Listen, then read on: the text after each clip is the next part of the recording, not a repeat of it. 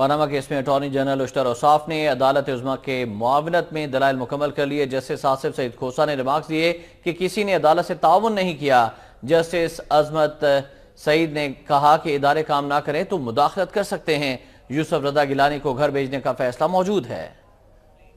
Panama case کی سماعت شروع ہوئی تو جسٹس شیخ عظمت سعید نے اٹارنی جنرل اشتر اوصاف کو کہا کہ اپنی کہانی پر قائم رہیں۔ ہر وکیل الگ بات کر کے کنفیوز کر دیتا ہے۔ اٹارنی جنرل اور وکلاء عدالت پر رحم کریں، پارٹی نہ بنے۔ اٹارنی جنرل اشتر اوصاف نے کہا کہ حدیبیہ پیپر مل کیس کو پاناما لیکس کے معاملے سے منسلک نہ کیا جائے۔ جسٹس شیخ عظمت سعید نے کہا کہ اگر حدیبیہ پیپر کیس میں الزامات غلط تھے تو کیس سے کیوں کترا رہے ہیں؟ کیس کو دفن کیوں کیا؟ نیب گزشتہ روز ہمارے سامنے وفات پا گیا۔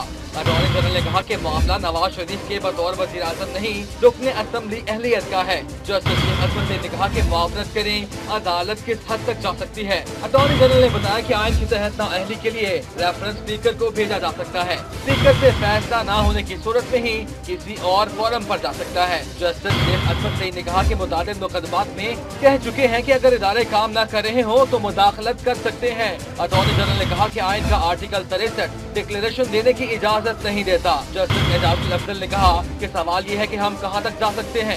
جسٹس شیخ عظمت سعید نے کہا کہ یوسف رضا گیلانی کیس میں عدالت نے قرار دیا کہ ہم گھر بھیج سکتے ہیں۔ وزیر اعظم کا دفاع کل دفن ہو گیا۔ جسٹس آصف سعید کھوسہ نے کہا کہ اصغر خان کیس میں عدالت نے ڈکلیریشن دیا تھا۔ جعلی ڈگری مقدمات بھی ڈکلیریشن کے بعد ٹرائل کے لیے بھجوائے گئے۔ اٹارنی جنرل نے کہا کہ معاملے پر سیشن جج سے رجوع کیا جا سکتا ہے، جبکہ جسٹس شیخ عظمت سعید نے کہا کہ آپ کہہ رہے ہیں کہ غلط بیانی یا اثاثے چھپانے کے الزام پر فوجداری مقدمہ دائر کیا جا سکتا ہے۔ اٹارنی جنرل نے کہا کہ آئین میں وزیر اعظم کو فوجداری مقدمے سے استثناء نہیں ہے۔ جسٹس اعجاز الافضل نے کہا کہ چیئرمین نیب اور چیئرمین ایف بی آر کچھ کرنے کو تیار نہیں۔ عدالت عظمیٰ نے سماعت کل تک ملتوی کر دی۔ پاکستان تحریک انصاف کے رہنما فواد چودھری کا کہنا ہے کہ نیب نے بدعنوان لوگوں کے خلاف کارروائی نہیں کرنی تو اس کا کیا فائدہ؟ اداروں کے سربراہان انجمن غلامان ہیں۔ عارف الوی کہتے ہیں کہ کوئی ادارہ کام نہیں کر رہا، سپریم کورٹ کو ہی کیس کا فیصلہ کرنا ہوگا۔ سپریم کورٹ کے باہر میڈیا سے گفتگو میں فواد چودھری کا کہنا تھا کہ اٹارنی جنرل کے دلائل وزیر اعظم کے وکیل جیسے تھے۔ پہلے سنا قرضے قطری نے اتارے، اب کہا جا رہا ہے کہ حدیبیہ کے اکاؤنٹ سے قرضے اتارے گئے۔ فواد چودھری نے اداروں کے سربراہوں کو انجمن غلامان قرار دے دیا۔ ان کا کہنا تھا کہ سپریم کورٹ کو کہا جا رہا ہے کہ پتہ چل بھی جائے کہ رکن اسمبلی چور ہے تو بھی عدالت رکن اسمبلی کو نااہل قرار نہیں دے سکتی۔ عدالت کو اختیار ہی نہیں ہے کسی ایم این اے کو ڈسکوالیفائی کرنے کا۔ وہ کہتے ہیں کہ اگر آپ کو پتہ بھی چل جائے کہ ایم این اے نے چوری کی ہے، آپ کو پتہ بھی چل جائے کہ یہ آرٹیکل 62-63 کے خلاف ہے، پھر بھی آپ اس کو ڈسکوالیفائی نہیں کر سکتے۔ عارف الوی کا کہنا تھا کہ نواز شریف کے بچانے کے لیے 1962 کے آئین کو استعمال کیا جا رہا ہے۔ کوئی ادارہ کام نہیں کر رہا، سپریم کورٹ کو ہی اس کیس کا فیصلہ کرنا ہوگا۔ ساری دنیا کی نظریں اور چیف جسٹس ثاقب نثار نے کہا تھا لاہور کے اندر کہ ہمیں اپنا وقار بحال کرنا ہے، سارے پاکستان کی نظریں کورٹ پر ہے۔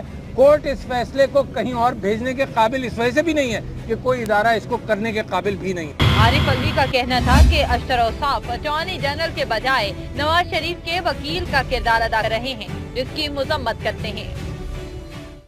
دوسری جانب امیر جماعت اسلامی سراج الحق کا کہنا ہے کہ اداروں نے عوام کا نہیں دربار کا تحفظ کیا۔ یوسف رضا گیلانی کا فیصلہ سپریم کورٹ نے کیا، نواز شریف کا فیصلہ بھی سپریم کورٹ ہی کرے گی۔ سپریم کورٹ کے باہر میڈیا سے گفتگو کرتے ہوئے سراج الحق نے کہا کہ اٹارنی جنرل کہتے ہیں اداروں کی عزت نہیں، وہ ظاہر کر رہے ہیں کہ سپریم کورٹ کو فیصلے کا اختیار نہیں۔ اداروں نے عوام کا تحفظ نہیں کیا بلکہ دربار کا تحفظ کیا۔ یقین سے کہتا ہوں کہ کیس میں عوام کی جیت ہوگی۔ حکمرانوں کی کشتی پھنس چکی ہے، اب انہیں قطری خط بھی نہیں بچا سکتے۔ کہ سرکار کی کشتی ڈوبنے والی ہے اور کرپشن کے دلدل میں پھنس گئی ہے۔ نہ قطری شہزادی ان کو بچا سکتے ہیں، نہ ان کے خطوط ان کو بچا سکتے ہیں۔ سراج الحق کا کہنا تھا کہ یوسف رضا گیلانی کا فیصلہ سپریم کورٹ نے کیا، نواز شریف کا فیصلہ بھی یہیں سے ہوگا۔ ہمارے ملک میں سیاسی اور معاشی دہشت گردوں نے 20 کروڑ عوام کو یرغمال بنا رکھا ہے۔ انصاف ختم ہو چکا ہے، صحافیوں کو 14 سال قید کی دھمکیاں دی جا رہی ہیں۔ ادھر اسلام آباد ہائی کورٹ میں عمران خان کے خلاف نااہلی ریفرنس کی سماعت ہوئی۔ دوران سماعت ڈپٹی اٹارنی جنرل نے عدالتی معاونت کے حامی بھرتے ہوئے 1 دن کی مہلت طلب کر لی۔ درخواست کی سماعت اسلام آباد ہائی کورٹ کے چیف جسٹس انور خان قاسی نے کی۔ عمران خان کے وکیل بابر اوان نے موقف اختیار کیا کہ الیکشن کمیشن آئین کے مطابق 90 روز میں نااہلی ریفرنس پر فیصلہ کرنے کا پابند ہے۔ 90 روز مکمل ہونے کے بعد کمیشن ریفرنس کی سماعت کا اختیار نہیں رکھتا۔ ڈپٹی اٹارنی جنرل فضل الرحمان نیازی نے موقف اختیار کیا کہ درخواستوں کی سماعت کے لیے لارجر بینچ کی ضرورت نہیں ہے، تاہم انہوں نے عدالتی معاونت کی حامی بھرتے ہوئے 1 دن کی مہلت طلب کی، جسے عدالت نے منظور کر لیا۔ درخواست کی سماعت جمعرات کو ہوگی۔ وزیر مملکت پانی اور بجلی عابد شیر علی کا کہنا ہے کہ عمران خان جہانگیر ترین کے منشی ہیں۔ شرجیل میمن پاکستان کی دولت لوٹ کر لے گئے، بلاول ان سے حساب لیں۔ وزیر مملکت عابد شیر علی نے کراچی میں کے الیکٹرک پاور پلانٹ میں ترقیاتی پروجیکٹ کے دورے پر میڈیا سے گفتگو کی۔ انہوں نے بتایا کہ پورٹ قاسم پاور پلانٹ 300 سے 20 میگا واٹ پر مشتمل ہے۔ نیپرا نے پلانٹ کی تعمیر کے لیے 38 ماہ کا وقت مقرر کیا ہے۔ پاور پلانٹ پر منصوبوں پر تیزی سے کام ہو رہا ہے۔ فخر کرتے ہیں کہ انڈسٹری میں لوڈ شیڈنگ زیرو ہے۔ قادرپور اور بھیکی پاور پروجیکٹ جلد مکمل ہوگا۔ انہوں نے کہا کہ ہمارا خواب تعمیر و ترقی ہے، جس کا دل چاہے وہ ہماری ٹانگیں کھینچے۔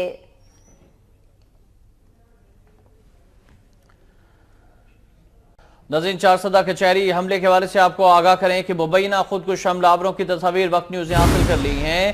تصاویر میں ان حملہ آوروں کو چادر اوڑے دیکھا جا سکتا ہے۔ حملہ آور کچہری کی طرف پیدل آئے اور اس کے بعد انہوں نے کارروائی کی۔ ایک بار پھر آپ کو یہ تصاویر بھی دکھا رہے ہیں اور آگاہ کر رہے ہیں چارسدہ کچہری میں ہونے والے حملے کے حوالے سے، جس میں 3 دہشت گرد تھے، 3 خودکش حملہ آور تھے۔ 2 کو پولیس سے جہنم حاصل کیا تھا، جبکہ ایک نے خود کو اڑا لیا تھا۔ ان کی تصاویر آپ دیکھ سکتے ہیں۔ جی ہاں، ان خودکش حملہ آوروں کی تصاویر وقت نیوز نے حاصل کر لی ہیں۔ تصاویر میں مبینہ حملہ آوروں کو چادر اوڑھے دیکھا جا سکتا ہے۔ حملہ آور کچہری کی طرف پیدل آئے اور اس کے بعد دو دھماکے ہوئے اور اس کے نتیجے میں کئی افراد کی جان کی بازی بھی ہار گئے اور کئی افراد زخمی بھی ہوئے۔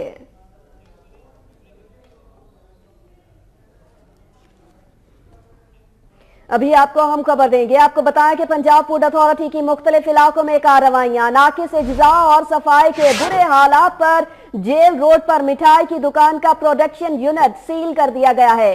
سمن آباد میں املی اور ٹافیاں بنانے والی فیکٹری بھی سیل کر دی گئی ہے، جبکہ ناقص اجزاء اور صفائی کے بدترین حالات پر نشا ٹاؤن میں کیٹرنگ کمپنی سیل کر دی گئی ہے۔ میاں آصف سے مزید اپڈیٹس لیں گے۔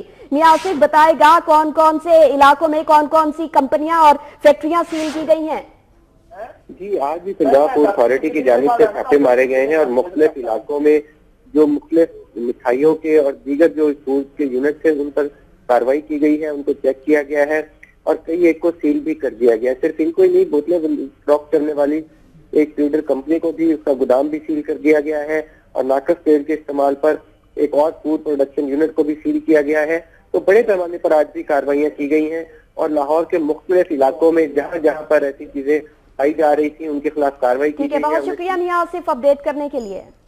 کریں کہ ڈاکٹرز کے بعد اب نرسز بھی سراپا احتجاج ہیں۔ شیخ زاید اسپتال میں ڈاکٹرز اور نرس کے درمیان جھگڑے کے معاملے کے حوالے سے آپ کو اپڈیٹ کر رہے ہیں کہ نرسز نے کام چھوڑ دیا، اسپتال کے باہر احتجاج اور شدید نعرے بازی کی گئی۔ انتظامیہ نے اس احتجاج کے بعد ایکشن لیا ہے اور تھپڑ مارنے والے ڈاکٹر کو نوکری سے فارغ کر دیا گیا ہے۔ 2 روز قبل اسپتال میں ڈاکٹرز اور نرسز کے درمیان جھگڑا ہوا تھا۔ ڈیوٹی پر تعینات ڈاکٹر نے نرس کو تھپڑ مارا تھا۔ نرسز کی جانب سے یہ الزام عائد کیا گیا ہے۔ جی ہاں، ینگ ڈاکٹرز کی ڈٹائی برقرار ہے۔ لاہور کے سروسز اسپتال کے ایمرجنسی انڈور آؤٹ ڈور میں اب بھی کام بند ہے۔ شیخ زاید اسپتال میں نرس کو تھپڑ مارنے پر نرسز کا احتجاج بھی جاری ہے۔ ڈاکٹر کو برطرف کر دیا گیا ہے اور وظائف میں اضافہ نہ ہونے پر بھی ینگ ڈاکٹرز کی ہڑتال جاری ہے۔ ڈاکٹرز کے بعد نرسز بھی اب سراپا احتجاج ہیں۔ شیخ زاید اسپتال میں ڈاکٹرز اور نرسز کے درمیان جھگڑے کا معاملہ پیش آیا تھا، جس کے بعد نرسز کی جانب سے بھی کام چھوڑ ہڑتال کر دی گئی ہے۔ اسپتال کے باہر احتجاج اور شدید نعرے بازی کی جا رہی ہے، جبکہ انتظامیہ نے ایکشن لینے کا بھی کہا ہے اور انتظامیہ نے ایکشن لیا اور تھپڑ مارنے والے ڈاکٹر کو نوکری سے بھی برطرف کر دیا ہے۔